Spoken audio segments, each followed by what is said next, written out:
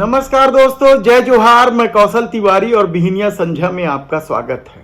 लोगों की जान के साथ खिलवाड़ करने के आरोपों से घिरे बाबा रामदेव की मुसीबत कम होने का नाम ही नहीं ले रही है। सत्ता के साथ गठजोड़ करके इस दौर में बाबा रामदेव ने अरबों खरबों की संपत्ति तो बनाई, लोगों को चूना भी लगाया। भ्रामक विज्ञापन को लेकर सुप्रीम कोर्ट के आगे उन्हें नाक रगड़नी पड़ी, यानी माफी मांगनी पड़ी। और यही नहीं, उनके टालम टाल नीति को लेकर सुप्रीम कोर्ट को कड़ा रुख भी अख्तियार करना पड़ा है। इसके बाद उत्तराखंड की सरकार ने भी उनके खिलाफ कई कार्रवाइयां की, लेकिन अब जो ताजा मामला है वह यौन आनंद का मामला है। इसे लेकर केरल हाई कोर्ट ने बाबा रामदेव को 3 जून को हाजिर होने का आदेश दिया है। कोच्चि कोर्ट का यह आदेश एक याचिका पर है जिसमें बाबा रामदेव पर आपराधिक प्रकरण दर्ज करने की मांग की गई है। बाबा रामदेव को लेकर मोदी सरकार हमेशा ही संदेह के घेरे में रही है।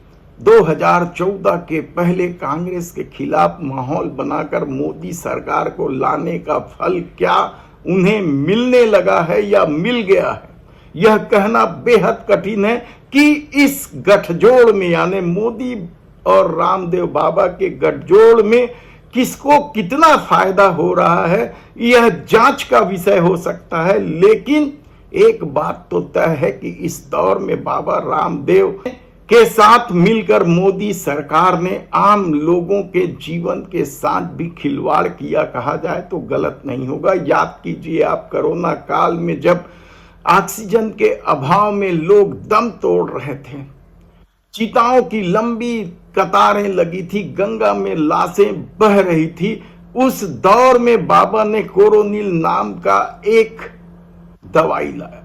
जो मॉडर्न मेडिकल साइंस के द्वारा स्थापित जो उसके पैरामीटर्स हैं, उन मापदंडों के अनुरूप हमने सबसे पहले डेंगू बनाया डेंगू के खिलाफ, फिर हमने कोरोनिल बनाया और कोरोनिल के संदर्भ में 9 रिसर्च पेपर वर्ल्ड के टॉप इंपैक्ट वाले रिसर्च जर्नल्स में पब्लिश हो चुके हैं।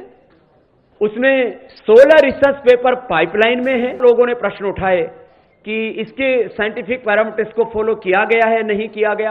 और इस दवाई को लेकर पूरा मोदी सरकार उत्साहित था। उनके 2 मंत्री इस कार्यक्रम में आए और बाद में इस मामले को लेकर इंडियन मेडिकल एसोसिएशन ने जब आपत्ति की और सुप्रीम कोर्ट तक मामला पहुंचा, उसके बाद बाबा रामदेव को माफी मांगनी पड़ी। पहले तो वे भ्रामक विज्ञापन को हटाने को तैयार ही नहीं हुए थे और माफी ऐसी कि न बाबा रामदेव का नाम था उसमें, न ही बालकृष्ण का नाम था। जब सुप्रीम कोर्ट ने फिर फटकार लगाते हुए कहा कि कितना बड़ा विज्ञापन है, किस किस अखबार में छपा है, दिखाया जाए, तब कहीं जाकर बाबा रामदेव ने फाइनली माफी मांगी। तो क्या वे माफी दिल से मांग रहे थे या नहीं, यह एक अलग सवाल हो सकता है। लेकिन ताजा मामला कोच्चि कोर्ट का है, जहां 3 जून को बाबा रामदेव और बालकृष्ण को हाजिर होना है। आपराधिक मामले वाले इस केस में बाबा रामदेव पर आरोप लगाया है कि उन्होंने यौन आनंद की दवाइयों को लेकर भ्रामक विज्ञापन दिया।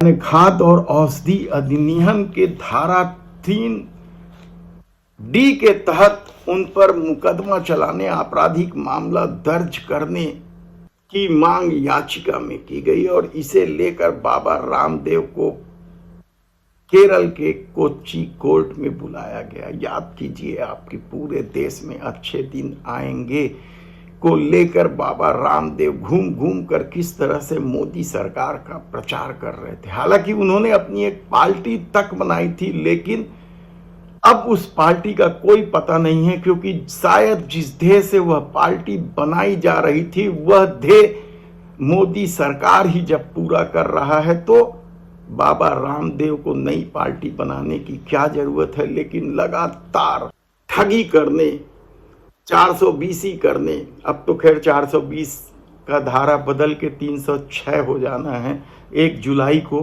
तब इस दौर में बाबा रामदेव को लेकर अब क्या लोग सचेत होंगे, ये सबसे बड़ा सवाल है। हालांकि अब बाबा रामदेव ने इतनी संपत्ति बना ली है कि उनके सामने इस तरह के मामले कोई मायने नहीं रखते हैं, लेकिन यकीन मानिए कि इस तरह का खेल यदि कोई दूसरा किया होता तो अब तक वह जेल की सलाखों में होता। लेकिन मोदी सरकार की शायद सरपरस्ती की वजह से वह अब तक माफी मांग मांग कर बाहर अपना धंधा पानी खूब जम के चला रहे हैं। अब जो यौन आनंद के मामले को लेकर बाबा के खिलाफ आपराधिक मामला दर्ज करने की याचिका लगाई गई है, उसके तहत बाबा को 3 जून को कोच्चि कोर्ट में उपस्थित होने का आदेश दिया गया है। देखना है कि अब बाबा और उनके साथी बालकृष्ण कोच्चि कोर्ट में उपस्थित होते हैं तो कोर्ट किस तरह की कार्रवाई करती है।